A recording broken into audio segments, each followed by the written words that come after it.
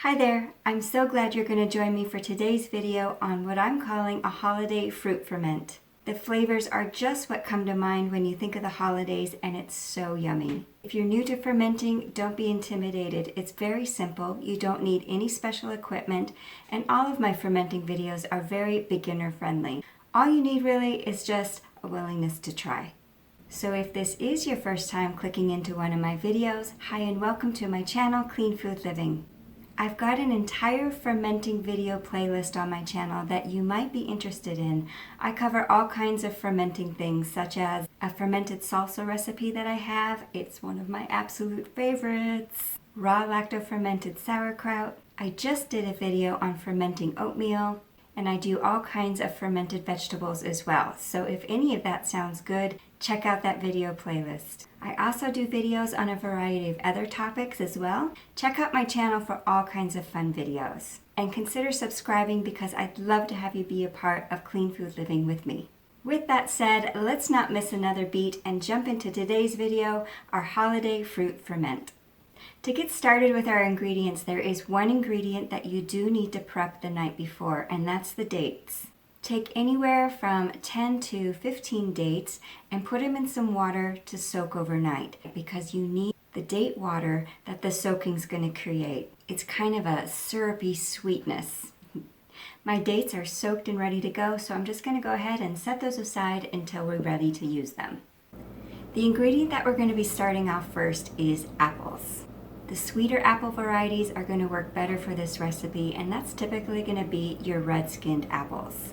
Really tart green-skinned apples like the Granny Smith are maybe too tart for this recipe. If it's all you got, go ahead and use it, but I'm just saying, the sweeter the apple, the better. I feel this recipe turns out better when you peel the apples because the skin actually just becomes waxy and it doesn't really break down in the ferment. So you end up just kind of chewing on them and spitting them out anyway. So let's peel the apples. It'll make them really nice and tender and more enjoyable. Then just quarter your apples.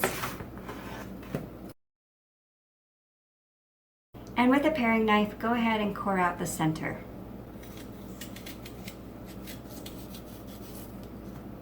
We're going to slice and chop up these apples, and I really recommend chopping them into small little chunks rather than something big and bulky. Small is better. Put the apples into a bowl.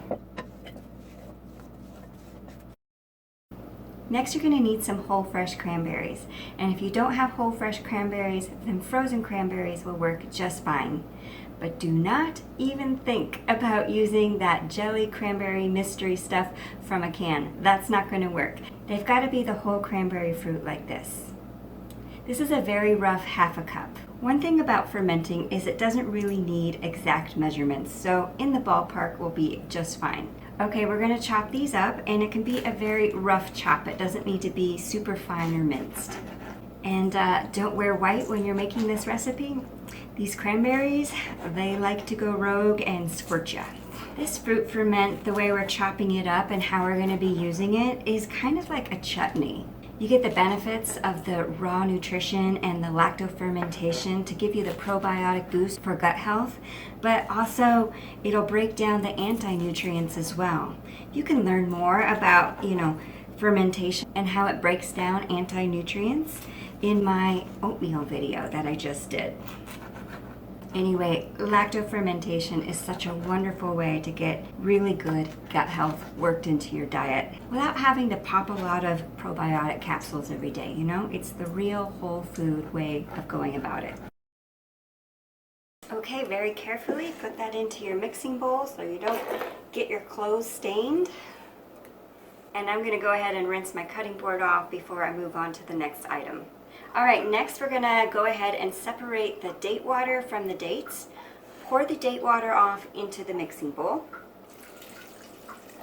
And then put your dates onto your cutting board. We're going to do the same thing that we just did to the cranberries. We're going to give them a nice rough chopping. A nice alternative or addition to the dates is raisins. So if you don't have any dates on hand, you can go ahead and soak a ½ a cup of raisins just like we did, and then you're going to pour that raisin syrupy water into the mixing bowl instead of the date water. So for the holidays, whether it be Thanksgiving or Christmas, maybe Easter, does your family do a big turkey or a ham? This fermented fruit chutney is so good on things like that. So you can make it as a side dish on your holiday table with your family as you sit down to dinner. This can be one of the garnishes on the meat. If you're not a meat eater, or let's say it's not the holidays, other ideas that you can put this lacto-fermented chutney onto is, let's say, a baked sweet potato or a baked yam. Put this a little bit on top after you bake it. Don't bake the chutney. Bring it out of the oven, put this on top. If you are a yogurt eater, whether it be dairy or non-dairy, put a couple tablespoons of this on top. So good. And then what I've been doing with my fruit fermented chutney here is I've been putting it on my oatmeal in the morning lately. So it's fabulous for the holidays, especially because of the spices we're going to be putting into this. It's just what you think of when you think of Christmas and Easter and a spiced ham or something like that, if that's what your family enjoys. But it's also so versatile to be used in those other ways as well. This is what my dates look like. Add it to the mixing bowl. Next, we're going to be needing some orange juice. What I had on hand here today was 2 small little mandarins here. This will work perfect, and if you have a larger orange, medium orange, you can use that. Squeeze it right into the bowl. I'm just going to give it a little mix here with my hands. Get the date clumps kind of broken up. Work everything evenly through. Now I'm going to add a heaping teaspoon of pumpkin pie spice or apple pie spice if you don't have the pumpkin pie spice. They're essentially the same. They just are a really nice blend of the cloves, the cinnamon, and the allspice. You can find pumpkin pie spice or apple pie spice at any grocery store in the baking aisle. It's a guaranteed perfect balance of flavors. Now here comes the optional part. You can add an organic maple syrup if you want this chutney to be a little more on the sweet side.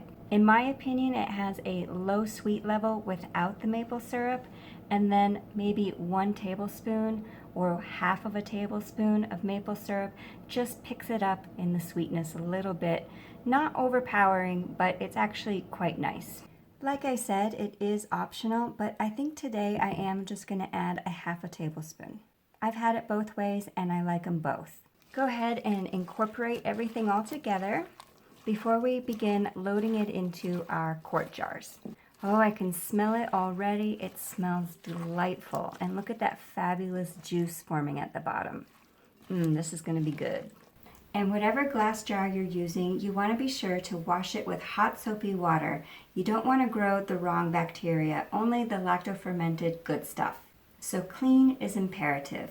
We're going to load the fruit mixture into the jar, and I find using one of these is really helpful to just catch the extras that can spill over the sides.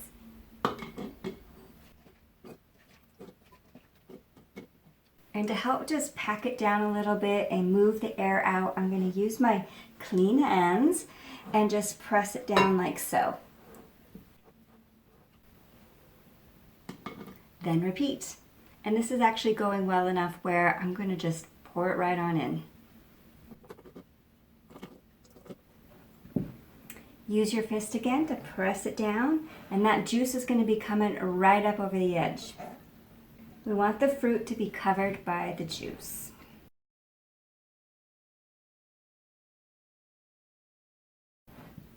You don't really want to mash the fruit down, but I am pressing really firmly to really work it down, work that air out. Now I'm going to add a teaspoon of this coarse Celtic sea salt. And you're just going to put it right on top there. And if you don't have the Celtic sea salt or are using a fine salt like a pink Himalayan salt, use 1/2 teaspoon if you're using a fine grain. Then I'm just going to just kind of press that down. Don't worry, the salt will fully integrate throughout the fermenting process. I'm actually wanting this just to have a little more liquid, so if you have a little extra orange juice and yours looks like this, go ahead and just sprinkle that on top till the fruit is fully covered. And what I'm going to do is I'm just going to add a little bit of water just like that. I don't want to dilute it, just a little bit like that.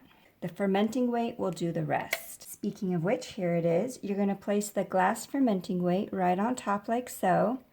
And if you don't have a glass fermenting weight, have no worry. I'll show you an alternative in just a moment. And you can also get these on Amazon. I'll put a link in the description below.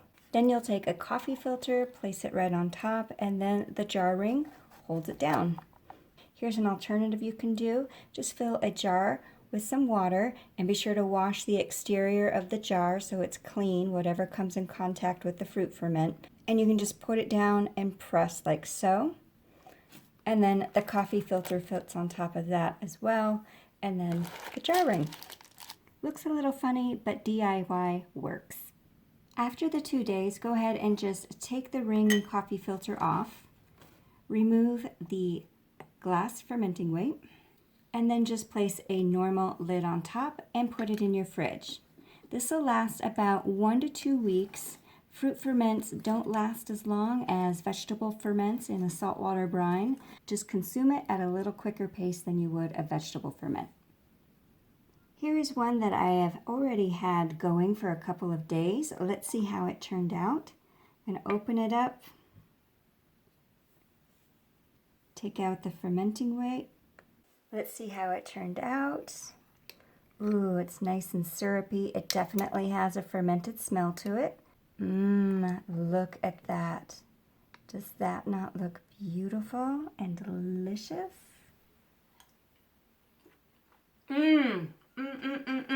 So yummy. So the one you saw me just made, I put a half a tablespoon of maple syrup in it. This one I didn't put any maple syrup in it. And as you can see, still so yummy.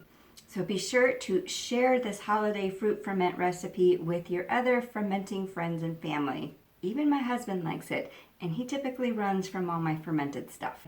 He's just not a ferment guy like I am. Remember to check out my whole fermenting playlist. You can see those videos right here, and then I've got some other videos down here for you as well. Check them all out, have a lot of fun, and subscribe to my channel. I'd love to have you be a part of Clean Food Living, and I'll see you in the next video. Take care. Bye.